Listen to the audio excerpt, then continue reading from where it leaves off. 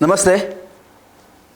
ನಾಡಿನ ಜನತೆಗೆ, ನಾಡಿನ ಡಾಕ್ಟರ್ ವಿಷ್ಣುಜಿ ಅಭಿಮಾನಿಗಳಿಗೆ ಹಾಗೂ ಕಲಾಭಿಮಾನಿಗಳಿಗೆ ಹಾಗೂ ನಮ್ಮ ಸ್ಪೀಡ್ ನ್ಯೂಸ್ ವಾಹಿನಿಯವರಿಗೆ ನಾನು ಮೊದಲಿಗೆ ಧನ್ಯವಾದಗಳನ್ನು ತಿಳಿಸ್ತೀನಿ.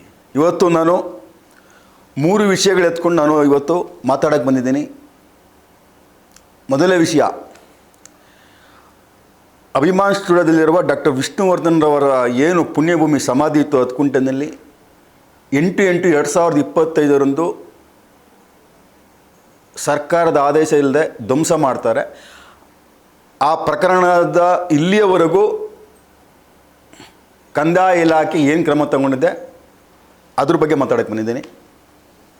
ಮತ್ತು ಧ್ವಂಸ ಆದಮೇಲೆ ನಾವು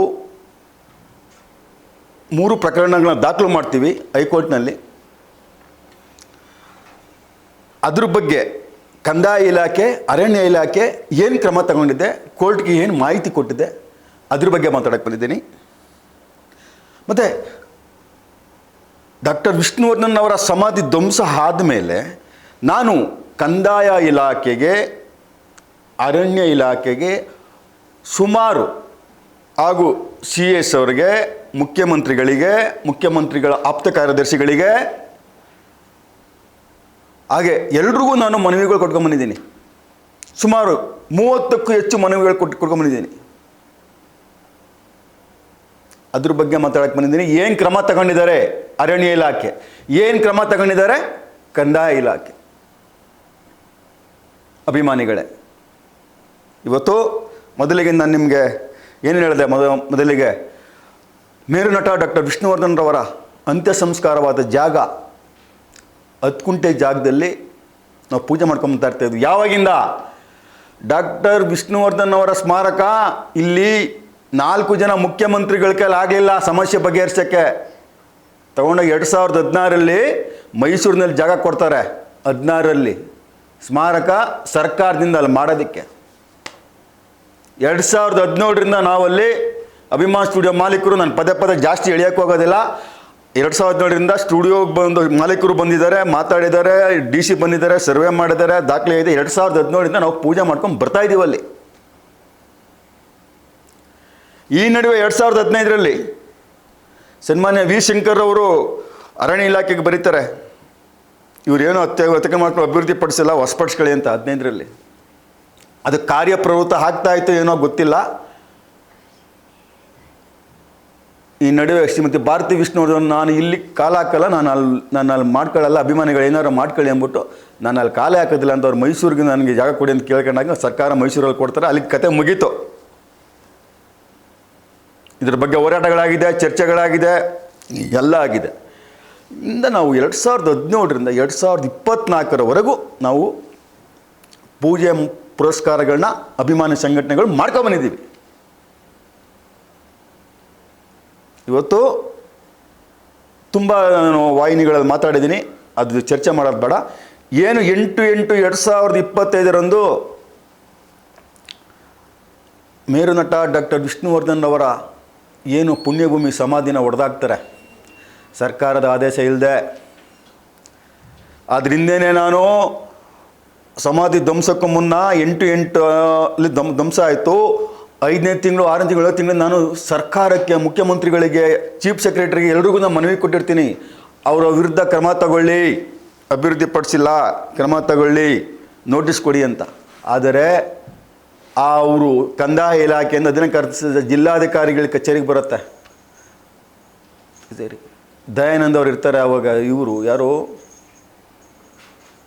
ಇರ್ತಾರೆ, ಅವರು ಹೋಗ್ತಾರೆ. ಆಮೇಲೆ ಇವರು ಜಗದೀಶ್ ಬರ್ತಾರೆ, ಬೆಂಗಳೂರು ನಗರ ಜಿಲ್ಲಾಧಿಕಾರಿಗಳು. ಅವ್ರದ್ದು ಕೇಳ್ಕೊಂಡೆ ನಾನು, ಸರ್ ಅವ್ರಿಗೊಂದು ನಿಮಗೆ ಅಧೀನ ಕಾರ್ಯದರ್ಶಿ ಬಂದಿದೆ, ಅವ್ರಿಗೆ ಒಂದು ಚರ್ಚೆ ಮಾಡಿ ಅವ್ರು ಕರೆಸಿ ಅವ್ರಿಗೊಂದು ನೋಟಿಸ್ ಕೊಡಿ, ನಮಗಲ್ಲಿ ಪೂಜೆ ಮಾಡೋಕ್ಕೆ ತೊಂದರೆ ಕೊಡ್ತಾ ಇದ್ದಾರೆ, ಆ ಸಮಾಧಿನಲ್ಲಿ ಒಂದು ಏನು ನಾವು ಒಂದು ಶೀತಲಾವಸ್ಥೆಯಲ್ಲೇ ಇತ್ತು ಕಂಬಗಳು, ಅದನ್ನು ನಾವು ದುರಸ್ತಿ ಮಾಡಬೇಕು, ಕಾರ್ಯಕ್ರಮಕ್ಕೆ ನಮಗೆ ಅಡ್ಡಿಪಡಿಸ್ತಾ ಇದ್ದಾರೆ, ನಮ್ಮೆಲ್ಲ ಸುಳ್ಳು ಕೇಸ್ಗಳು ಹಾಕ್ಕೊಂಡಿದ್ದಾರೆ, ದಯವಿಟ್ಟು ಒಂದು ನೋಟಿಸ್ ಕೊಡಿ, ನಮ್ಮ ಕಾರ್ಯಕ್ರಮಕ್ಕೆ ತೊಂದರೆ ಆಗಬಾರ್ದು, ಅಲ್ಲಿ ಆ ಪುಣ್ಯಭೂಮಿಗೆ ಸಮಾಧಿಗೆ ಯಾವುದೋ ತೊಂದರೆ ಆಗಬಾರ್ದು ಅಂತ. ಆದರೆ ಈ ನಲಾಯಕ್ DC ಏನಿರ್ತಾನೆ ಜಗದೀಶು, ನನ್ನ ಜೊತೆ ಅದು ಪ್ರೈವೇಟ್ ಪ್ರಾಪರ್ಟಿ, ನಾವೇನು ಮಾಡೋಕ್ಕಾಗಲ್ಲ, ಅಂತ ಉತ್ತರ ಕೊಡ್ತಾರೆ. ಏನು ಸರ್ ಪ್ರೈವೇಟ್ ಪ್ರಾಪರ್ಟಿ? 1970ರಲ್ಲಿ 20 ಎಕರೆ ನಿಮ್ಮ ಕಂದಾಯ ಇಲಾಖೆ ಕೊಟ್ಟಿರೋದು. ಅರಣ್ಯ ಇಲಾಖೆ ಭೂಮಿನ ಕಂದಾಯ ಇಲಾಖೆ ಕೊಟ್ಟಿರೋದು ಸರ್. ಹೆಂಗೆ ಸರ್ ಅದು ಸ್ವಂತ ಪ್ರಾಪರ್ಟಿ ಆಗಿದೆ? ಕಂಡೀಷನಲ್ ಆಗಿದೆ. ನಾನು ದಾಖಲೆಗಳು ತೋರ್ಸಕ್ಕೆ ಹೋಗ್ತೀನಿ, ನಮಗೆಲ್ಲ ಗೊತ್ತು ಬಿಡ್ರಿ, ಅದನ್ನು ನಾವೇನು ಮಾಡೋಕ್ಕಾಗಲ್ಲ, ಕಾರ್ಯಕ್ರಮಕ್ಕೆ ಮಾತ್ರ ಅನುಮತಿ ಕೊಡ್ತೀವಿ ಅಂತ ಅಂತಾರೆ. ಕಾರ್ಯಕ್ರಮಕ್ಕೆಲ್ಲ ಪ್ರೊಸೆಸ್ ಆಗ್ತಾ ಇರ್ತದೆ. 75ನೇ ಜನ್ಮದಿನೋತ್ಸವಕ್ಕೆ ಪ್ರೊಸೆಸ್ ಆಗ್ತಾ ಇರ್ತದೆ. ಅದ್ರ ಬಗ್ಗೆ ಎಲ್ಲನೂ ತಹಸೀಲ್ದಾರ್ ಕಚೇರಿ ಎಲ್ಲ ಪ್ರೊಸೆಸ್ ಆಗಿ ಡಿ ಸಿ ಬಂದಿರ್ತಾಯಿದ್ದೀನಿ, ಇನ್ನೇನು ಪರ್ಮಿಷನ್ ಸಿಗ್ಬೇಕು ನನಗೆ. ಆ ಟೈಮ್ನಲ್ಲಿ ನೋಡಿಕೊಂಡು ಈ ಅಭಿಮಾನ್ ಸ್ಟುಡಿಯೋ ಮಾಲೀಕ ಯಾವನಿದ್ದಾನೆ, ಅವನು ಕಾರ್ತಿಕ್ ಲಫಂಗ, ಅವನು ಖಜೂರ್ ಅಂತಾರಲ್ಲ, ಖಜೂರ್ ಮೂರ್ಖ, ನಂಬಿಕೆ ದ್ರೋಹಿ. ನನ್ನನ್ನು ಅಭಿಮಾನಿಗಳ ಮುಂದೆ ನನ್ನನ್ನು ಮಾನ ಮರ್ಯಾದೆ ಹೋಗುವಂಗೆ ಇವತ್ತು ನನ್ನನ್ನು ಚರ್ಚೆಗೆ ಗ್ರಾಸ ಮಾಡಿಬಿಟ್ಟ ಮುಟ್ಟಾಳ ಕಾರ್ತಿಕ್.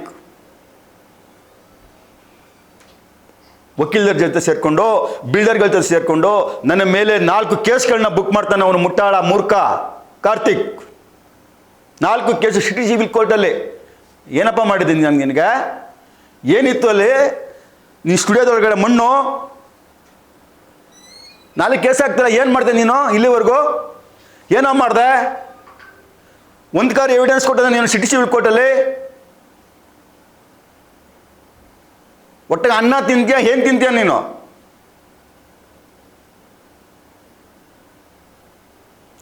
ಧ್ವಂಸ ಹಾಕೋ ಮುಂಚೆ 4 ಕೇಸ್ ಹಾಕಿದ್ದೀವಿ ನನ್ನ ಮೇಲೆ. ಮ್ಯಾಜಿಸ್ಟ್ರೇಟ್ ಒಂದು ಕೇಸ್ ಹಾಕೊಂಡಿರ್ತಾನೆ ಅಡ್ವಾನ್ಸಾಗಿ ಹೈಕೋರ್ಟಲ್ಲಿ ಹಾಕೊಂಡಿರ್ತಾನೆ. ಅದರ ಪ್ಲೀ ಪ್ಲಾನ್.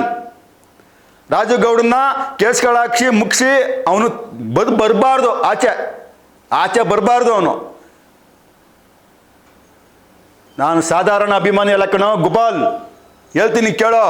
ಇವತ್ತು ರೋಸ್ ಹೋಗಿದ್ದೀನಿ ನಾನು. ಈ ಕಂದಾಯ ಇಲಾಖೆ ನಾಲಾಯಕ್ ನನ್ನ ಮಕ್ಕಳು ಅಧಿಕಾರಿಗಳು, ಈ ಅರಣ್ಯ ಇಲಾಖೆ ನನ್ನ ನಾಲಾಯಕ್ ನನ್ನ ಮಕ್ಕಳು ಅಧಿಕಾರಿಗಳು ಮಾಡ್ತಾ ಇರೋ ಒಂದು ಇದಕ್ಕೆ ನನಗೆ ರೋಸ್ ಹೋಗಿದ್ದೀನಿ ನಾನು. ಇವತ್ತು 8/8 ಸಮಾಧಿನ ಧ್ವಂಸ ಮಾಡ್ತಾರೆ. ಧ್ವಂಸ ಆದಮೇಲೆ ಮಾಡ್ದ ಅವನು, ಮುಗೀತು. ನನ್ನ ಮೇಲೆ ಇಲ್ಲ ಸಲ್ಲದ ಆರೋಪಗಳನ್ನ ಕೆಲವ್ರಿಗೆಲ್ಲ ಹೇಳ್ಕೊಂಬಂದ. ಆ ಮುಟ್ಟಾಳನ್ನ ಮಾತು ಕೇಳ್ತಾರೆ ಕೆಲವು ಮುಟ್ಟಾಳರು, ಕೇಳ್ಕೊಳ್ಳಿ. ನನ್ನ ಮೇಲೆ ಅಪಪ್ರಚಾರ ಮಾಡಿದ್ರು ಸಮಾಧಿ ಧ್ವಂಸ ಆದಾಗ. ರಾಜು ಗೌಡ್ರು ದುಡ್ಡು ತಗೊಂಡಿದ್ದಾರೆ, ಸೈಟ್ ತಗೊಂಡಿದ್ದಾರೆ ಅಂತ ಲುಚ್ಚಾಗಳು ಮಾಧ್ಯಮಗಳಲ್ಲಿ. ಅಭಿಮಾನಿಗಳ ನೀವು ಯಾರು ಕೊಟ್ಟಿದ್ರೆ ತಿನ್ಕೊಂಡು ಮನೇಲಿ ಇರಬೇಕು, ಇನ್ನೊಬ್ಬರ ಮೇಲೆ ಅಪಾದನೆ ಮಾಡೋದಲ್ಲ. ಅಭಿಮಾನಿಗಳಾಗಿ ನಿಮ್ಮ ಜನ್ಮಕ್ಕೆ ಕಷ್ಟಪಡ್ತಾ ಇರೋದು ನಾನು, ಕೇಸ್ ಹಾಕಿಸ್ಕೊಂಡಿರೋದು ನಾನು, ಹೋರಾಟ ಮಾಡ್ತಾ ಇರೋದು ನಾನು, ನಿಷ್ಠುರ ಕಟ್ಕೊಂಡಿರೋದು ನಾನು. ಬಂದು ಮಾಧ್ಯಮಗಳಲ್ಲಿ ಮಾತಾಡೋದಲ್ಲ, ಬೇಕಾಬಿಟ್ಟು ಬಿಲ್ಡಪ್ ತಗೊಳ್ಳೋದಲ್ಲ.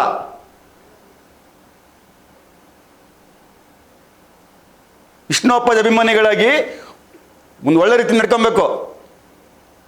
ನಾನು ಮಾತಾಡ್ತೀನಿ, ನಾನು ನೋವು ತಿಂತಾ ಇದ್ದೀನಿ, ನಾನು ಮಾತಾಡ್ತಾ ಇದ್ದೀನಿ. ಇಷ್ಟೇ ಅಭಿಮಾನಿಗಳೇ, ಆ ಸ್ಟುಡಿಯೋ ಇದು ಸಮಾಧಿ ಏನು ಧ್ವಂಸ ಆಯಿತು, ಇಲ್ಲಿವರೆಗೂ ಕಂದಾಯ ಇಲಾಖೆ ನಮ್ಗೆ ವರದಿ ಕೊಟ್ಟಿಲ್ಲ. ಆ ಧ್ವಂಸ ಆಗಿದ್ದು ಮಾಡಿದ ಅಲ್ಲಿ ಏನು ಕಂಬ ಆಧಾರ ಸ್ತಂಭಗಳಿತ್ತು ಅದೆಲ್ಲ ಎಲ್ಲಿಗೋಯ್ತು? ಸರ್ಕಾರ ಹಾಕಿರೋ ಗೇಟ್ ಅದು. ಅವೆಲ್ಲ ಏನು ವರದಿ ಕೊಟ್ಟಿರಿ ನನಗೆ? ನನ್ನ ಮನೆಗೆ ಏನು ವರದಿ ಕೊಟ್ಟಿದ್ದೀರಾ? ಇಲ್ಲಿವರೆಗೂ ಕೊಟ್ಟಿಲ್ಲ ಕಂದಾಯ ಇಲಾಖೆ. ಬೆಂಗಳೂರು ದಕ್ಷಿಣ ತಾಲೂಕು ತಹಸೀಲ್ದಾರು ನೀವೆಲ್ಲ IAS IPS ಮಾಡ್ಕೊಂಬಂದು ನೋಡ್ರಿ, ಮುಂದೆ ದೊಡ್ಡ ಕಲಾವಿದರು ಅವರು.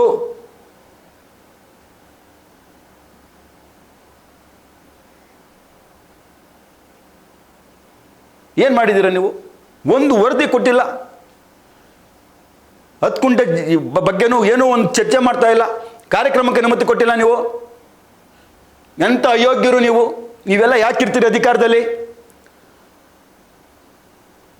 ನಿಮ್ಮ ಜಾಗನೇ ಕೊಟ್ಟು ನೀವೇ ಕೊಟ್ಟು ಇವತ್ತು ಅವನ ಹತ್ರ ನೀವು ಅವನಿಗೆ ಒಂದು ನೋಟಿಸ್ ಕೊಟ್ಟು ಒಂದು ವ್ಯವಸ್ಥೆ ಮಾಡೋಕ್ಕಾಗಲಿಲ್ಲ ಅಂದಮೇಲೆ ನೀವು ಯಾಕಿರ್ತೀರಿ ಅಧಿಕಾರದಲ್ಲಿ? ಇಲ್ಲಿವರೆಗೂ ಬೆಂಗಳೂರು ಜಿಲ್ಲಾಧಿಕಾರಿ ಕಚೇರಿ ಆಗಲಿ, ದಕ್ಷಿಣ ಕಚೇರಿಯಲ್ಲಿ ಆ ಡೆಮಾಲಿಸ್ ಆದ ಧ್ವಂಸ ಆದ ಬಗ್ಗೆ ಇಲ್ಲಿವರೆಗೂ ನಮಗೊಂದು ವರದಿ ಕೊಟ್ಟಿಲ್ಲ. ಹಂಗೆ ಪೆಂಡಿಂಗ್ ಇದೆ. ಇದು ಒಂದು ಭಾಗ ಮೇಡಮ್ ಸರ್, ಇದೊಂದು ಭಾಗ ಆಯಿತಾ. ಈ ಧ್ವಂಸ ಆದಮೇಲೆ ನಾವು ನಮ್ಮ VSS Abhiman doctor Vishnuvardhana Punyabhoomi trust ವತಿಯಿಂದ ಮತ್ತು ವಿಷ್ಣು ಸೇನಾ ಸಂಘಟನೆಯಿಂದ ನಾವು ಏನು ಅರಣ್ಯ ಇಲಾಖೆ ಕಂದಾಯ ಇಲಾಖೆಗೆ ಬರೀತಾರೆ, ನಮಗೆ ಶೀಘ್ರದಲ್ಲೇ ನಮಗೆ ವರದಿ ಕೊಡಿ, ವಶಪಡಿಸ್ಕೊಳ್ಳೋಕ್ಕೆ ನಮ್ಗೆ ಅನುಮತಿ ಕೊಡಿ ಅಂತ. ಅರಣ್ಯ ಇಲಾಖೆಯವರು ಕಂದಾಯ ಇಲಾಖೆಗೆ 9ನೇ ತಿಂಗಳಲ್ಲಿ 10ನೇ ತಿಂಗಳಿಂದ ನಾನು ಸ್ಟಾರ್ಟ್ ಮಾಡ್ತೀನಿ, 9ನೇ ತಿಂಗಳಿಂದ ಸ್ಟಾರ್ಟ್ ಮಾಡ್ತೀನಿ. ಮನವಿಗಳಿಗೆ ಧ್ವಂಸ ಮಾಡಿದ್ದಾರೆ ಸರ್ಕಾರದ ಆದೇಶ ಇಲ್ಲದೆ. 10 ಎಕರೆ ಮಾರ್ಕೊಂಡು ನೀವು ಅವ್ರ ಬಗ್ಗೆ ಕ್ರಮ ತಗೊಂಡಿಲ್ಲ, ಯಾಕೆ? ಮತ್ತು ಕೋರ್ಟ್ಗೆ ಹೈಕೋರ್ಟ್ನಲ್ಲಿ 4555042ಗೆ ನೀವು ಯಾಕೆ 10 ಗುಂಟೆ ಬಗ್ಗೆ ತಿಳಿಸಿ, ನಮ್ಗೆ ಯಾಕೆ ಅವತ್ತು 10 ಎಕರೆ ಬಗ್ಗೆ ನೀವು ಯಾಕೆ ಕೋರ್ಟ್ಗೆ ತಿಳಿಸಿಲ್ಲ? ಶೀಘ್ರವೇ ಅಭಿಮಾನ್ ಸ್ಟುಡಿಯೋ ವಶಪಡಿಸ್ಕೊಳ್ಳಿ. ನಾನು DC ಅವರಿಗೆ ಮನವಿಗಳು ಕೊಡ್ತಾ ಇರ್ತೀನಿ. DC ಅವರು 10/10/2025 ಅವರ ಜಿಲ್ಲಾ ತನಿಖಾ ದಳದಿಂದ ಅದರಲ್ಲಿ ಅರಣ್ಯ ಇಲಾಖೆಯ ಉಪಸಂರಕ್ಷಣಾಧಿಕಾರಿಗಳಿರ್ತಾರೆ, ಮತ್ತು ಬೆಂಗಳೂರು ದಕ್ಷಿಣ ತಾಲೂಕು ತಹಸೀಲ್ದಾರ್ಗಳಿರ್ತಾರೆ, ಮತ್ತು ವಿಶೇಷ ನಗರ ಜಿಲ್ಲಾಧಿಕಾರಿಗಳು ಬೆಂಗಳೂರು ಅವರು ಇರ್ತಾರೆ. ಸುಮಾರು ಒಂದು 4 ಕ್ಷೇತ್ರದ ಬೆಂಗಳೂರದು ಏನು ಸಂಬಂಧಪಟ್ಟಂಥ ಎಲ್ಲ ಅಧಿಕಾರಿಗಳ ಸಮ್ಮುಖದಲ್ಲಿ ಅವರು ಚರ್ಚೆ ಮಾಡಿ ರಾಜ್ಯ ಅರಣ್ಯ ಇಲಾಖೆಗೆ ಕಳಿಸ್ತಾರೆ. SITಗೆ ರವಾನೆ ಮಾಡ್ತಾರೆ. ಸರ್ಕಾರಕ್ಕೆ ಕಳಿಸಿದ್ದೀವಿ ಅಂತ ಅವತ್ತು ನನಗೆ ಒಂದು ವರದಿ ಕೊಡ್ತಾರೆ ಕೈಗೆ.